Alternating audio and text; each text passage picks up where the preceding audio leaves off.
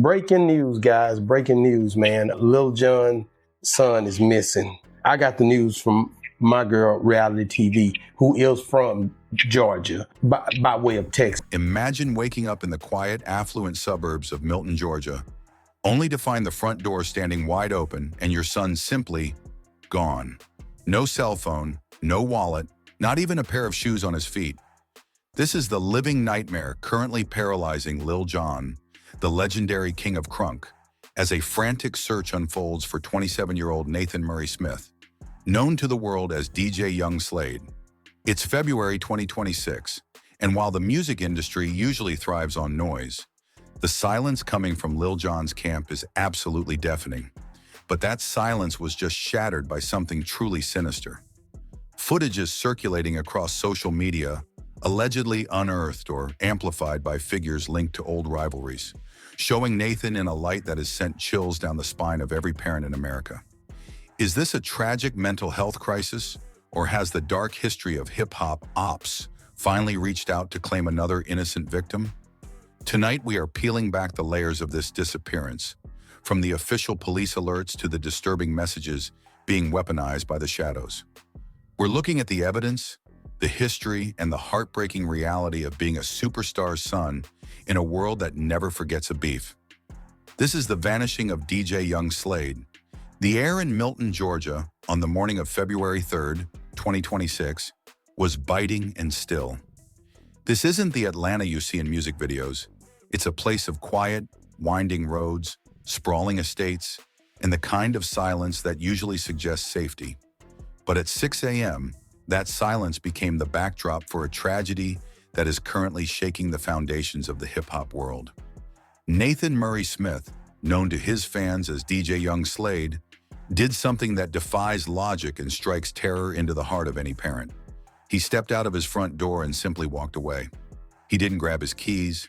He didn't reach for his wallet.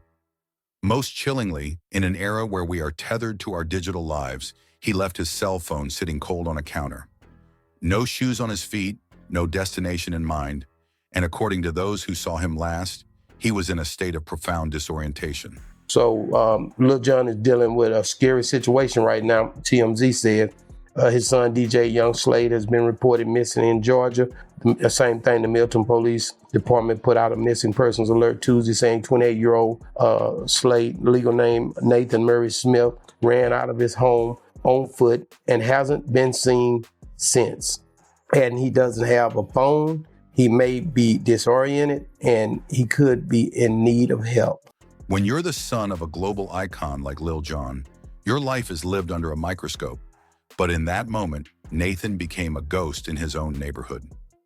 The Milton Police Department didn't treat this like a typical adult walking off a bad mood. They knew the stakes.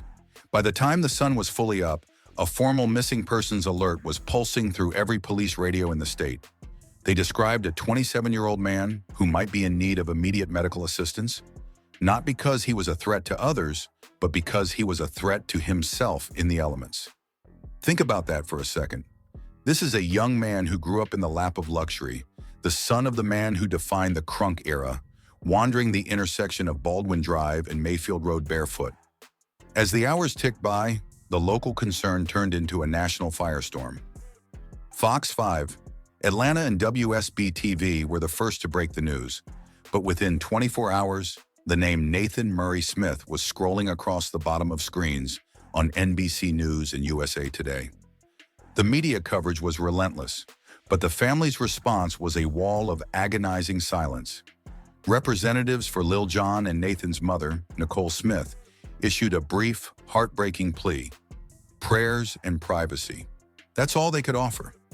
Behind the scenes, the search was intensifying around Mayfield Lake and the wooded areas surrounding the family home.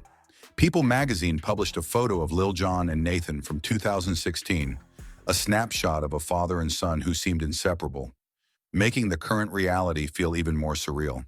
But as the mainstream media stuck to the facts of the search, the digital underground began to stir. On YouTube channels like Boss Talk TV, the narrative was shifting. Their hosts, visibly shaken, relayed reports from local reality TV personalities in Georgia, who claimed the situation was even darker than the police were letting on. They spoke of a disoriented state that suggested something more than just a mental health break. They spoke of the raw, visceral terror of a father who has all the money in the world, but can't buy a single lead on his son's location. To truly understand why this disappearance is hitting the industry so hard, you have to look at who Nathan Murray Smith actually is. He wasn't just a celebrity kid coasting on his dad's coattails. Born in 1998, Nathan was literally born into the rhythm of the industry. Lil Jon famously told stories of Nathan kicking in his mother's womb whenever the bass dropped in the studio.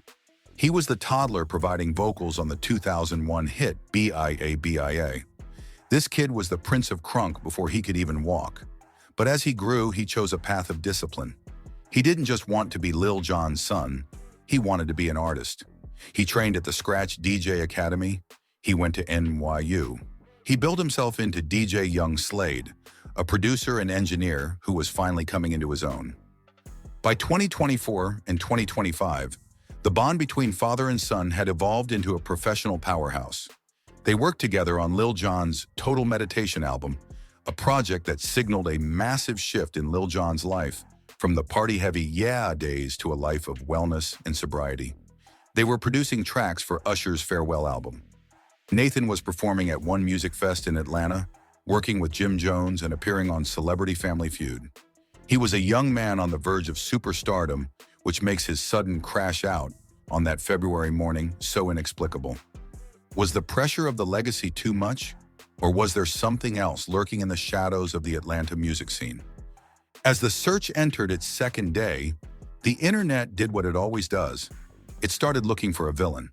The word Opps began to trend.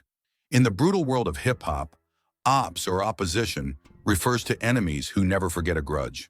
While the police maintained that this was a welfare check, the streets were whispering about the timing.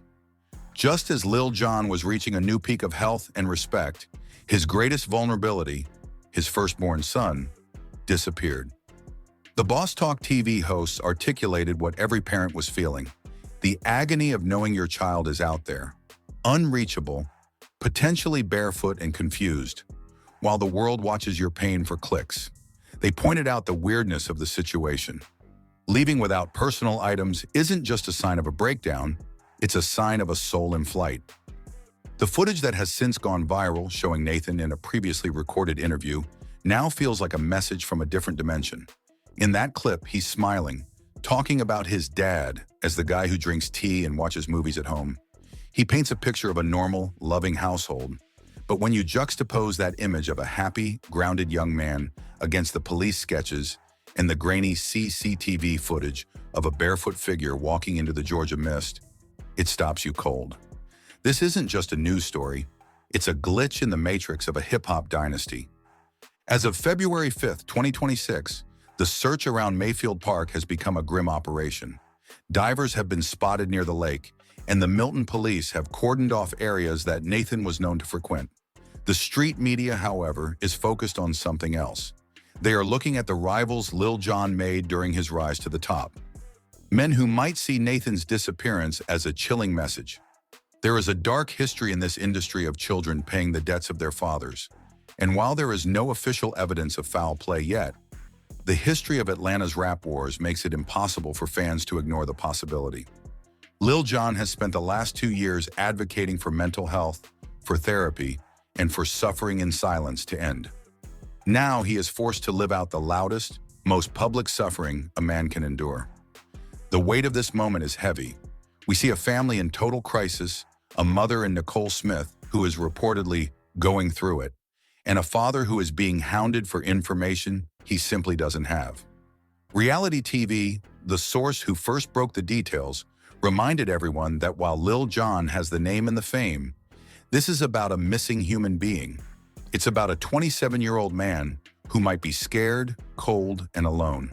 The chilling footage posted by those claiming to be Opps may just be digital vultures circling a tragedy, or it could be the first sign that this disappearance is the opening act of a much larger, much more dangerous confrontation. For now, the world waits for Nathan to walk back through that door, but with every hour that passes, the crunk energy that once defined this family feels like a distant, fading memory, replaced by a cold Georgia winter that shows no signs of letting up. Now, when you hear the word ops in the world of hip-hop, it's usually dismissed as studio gangster talk or social media posturing. But in Atlanta, the history of the streets and the history of the charts are written in the same ink. To understand why the internet is currently spiraling over chilling footage posted by Lil Jon's rivals, we have to look back at the empire Jonathan Smith built and the people who felt they were buried underneath its foundation.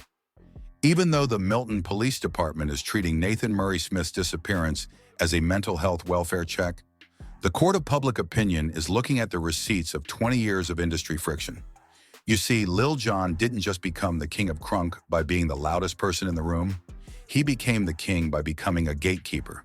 And in the music business, for every person you let through the gate, there's 100 others waiting outside with a grudge that never quite goes cold. The name that keeps resurfacing in the comment sections right now is Pastor Troy. For the younger Gen Z audience, Pastor Troy might just be a name from a throwback playlist, but in the early 2000s, he was a giant of the independent Southern rap scene. He and Lil Jon collaborated on Throw It Up in 2002, a track that remains one of the most aggressive, high-energy anthems in the history of the genre. It was supposed to be a moment of Atlanta unity, but behind the scenes, it was the beginning of a decades-long resentment. Pastor Troy has gone on record in recent years, specifically in those 2021 and 2022 sit-downs with Vlad TV and Revolt, explaining the politics that soured the relationship. He felt Lil Jon used his energy, used his verse to skyrocket to national fame, and then effectively locked him out of the building. No music video was ever shot for Throw It Up. No more collaborations followed. While Lil Jon was becoming a household name, winning Grammys and working with Usher, Pastor Troy felt he was being sidelined. This wasn't just a beef, it was a feeling of systemic exclusion. It boiled over in 2006 with the diss track Murder Man 2, where Troy took aim at Lil Jon's entire BME label. But here's the thing about Lil Jon. He never responded. Not once. He stayed above the fray, focusing on his production, his brand, and his son. In the world of the Opps, that silence is often viewed as the ultimate disrespect. It's a refusal to acknowledge that the other person even exists. Now, as Nathan goes missing in 2026, those old wounds are being reopened by fans and onlookers who wonder if the jig is finally up. When Opps share footage of a missing son, they aren't necessarily claiming they took him. They are weaponizing his vulnerability. They are saying, the man who ignored us for 20 years is finally being forced to pay attention to something he can't control. The friction didn't stop with Pastor Troy. Think about the Yin Yang Twins. These were the men behind Get Low and Salt Shaker, songs that are still played at every wedding and club in America. But their relationship with Lil Jon was a minefield of money disputes and creative control. They've spoken openly about how Lil Jon initially didn't even like Get Low, yet the massive revenue it generated seemed to stay within the machine Lil Jon controlled. Then you have the East Side Boys themselves. After 2004, the group that defined Crunk, Big Sam and Lil Bo, simply vanished from the spotlight. Rumors of legal drama and money issues tore the group apart, leaving Lil Jon to pursue a solo career that saw him transition into the EDM world and eventually into the health and wellness space he occupies today. To the world, Lil Jon is a success story. To those he left behind, he is a man who built a castle out of their shared labor. This brings us to the chilling footage everyone is talking about. Shortly after Nathan, or DJ Young Slade, was reported missing, accounts linked to the opposition began circulating a previously recorded interview of Nathan. In any other context, the video is innocent. It's Nathan talking about his dad's transition into meditation and health. But in the middle of a frantic search for a barefoot, disoriented 27-year-old, the footage feels like a taunt. It's as if the rivals are pointing at Nathan and saying, "Look at the perfect life you tried to build while we were left in the dust. Look how fragile it all is." Some observers on Boss Talk TV have pointed out that the footage seems edited to emphasize Nathan's disoriented state, almost as if to suggest that the suffering and silence Lil Jon talked about wasn't just his own, it was his son's too.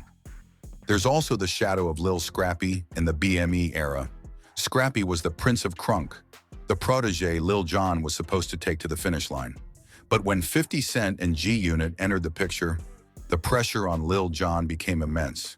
Scrappy eventually left BME amid claims of unresolved financial issues. Even today, the Atlanta scene is a web of these what-if stories and you owe me attitudes. When a tragedy like Nathan's disappearance happens, these old ghosts don't just stay in the past, they come to the front of the line. They remind the public that behind the yeah ad-libs and the turn down for what energy, there was a high-stakes business where people got hurt. What makes this especially painful is Lil Jon's recent transformation. By 2025, Lil Jon had become a poster child for the new hip-hop elder. He was competing in fitness championships, releasing guided meditation albums, and openly discussing EMDR therapy. He was trying to break the cycle of trauma that has claimed so many lives in the industry. He was doing it for himself, but mostly he said he was doing it for his kids, for his young daughter and for Nathan. To have his past rivalries, the Opps from a life he thought he had outgrown, resurface during his son's darkest hour is a cruel irony. As the search continues in Milton, the street media is obsessed with the idea of a calculated message. They are looking at the fact that Nathan left his house without his phone, the one thing that links him to his father's world. Was he trying to escape the legacy? Or was he being led away by something or someone he didn't have the clarity to resist? The footage being shared isn't a smoking gun, but it is a psychological weapon. It's a way for those who feel wronged by Lil Jon to insert themselves into his private grief. In the USA, we love a comeback story, but the industry loves a downfall narrative even more. Lil Jon has spent 20 years being the loudest man in music, but right now his silence is the most powerful thing about him. He isn't engaging with the Opps. He isn't responding to the footage. He is doing what he has always done, staying focused on the mission. But as the hours turn into days and the chilling nature of the viral videos begins to sink in, the community is starting to realize that this isn't just about a missing person. It's about the cost of fame in an industry that never lets you truly retire from your mistakes. Whether it's Pastor Troy's lingering resentment or the unresolved business of the East Side Boys, the opposition is making sure that as Lil Jon looks for his son, he is also forced to look back at the trail he left behind. The jig might not be up in a legal sense, but emotionally, the King of Crunk is facing a reckoning that no amount of meditation can quiet. There is a haunting reality in the music industry that we don't talk about enough. The children of icons don't just inherit the wealth and the fame, they inherit the targets. As we stand here in February 2026, the disappearance of Nathan Murray Smith, known to us as DJ Young Slade, has become the latest, most painful chapter in a book that hip-hop has been writing for decades. What makes the footage shared by Lil Jon's rivals so chilling isn't necessarily what's in the video. It's what it represents. It represents the fact that in this culture, the unwritten rules of engagement have been completely shredded.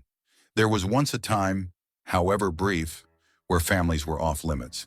But as the digital age evolved into a total social media war zone, that line in the sand was washed away by the tide of clout and cruelty.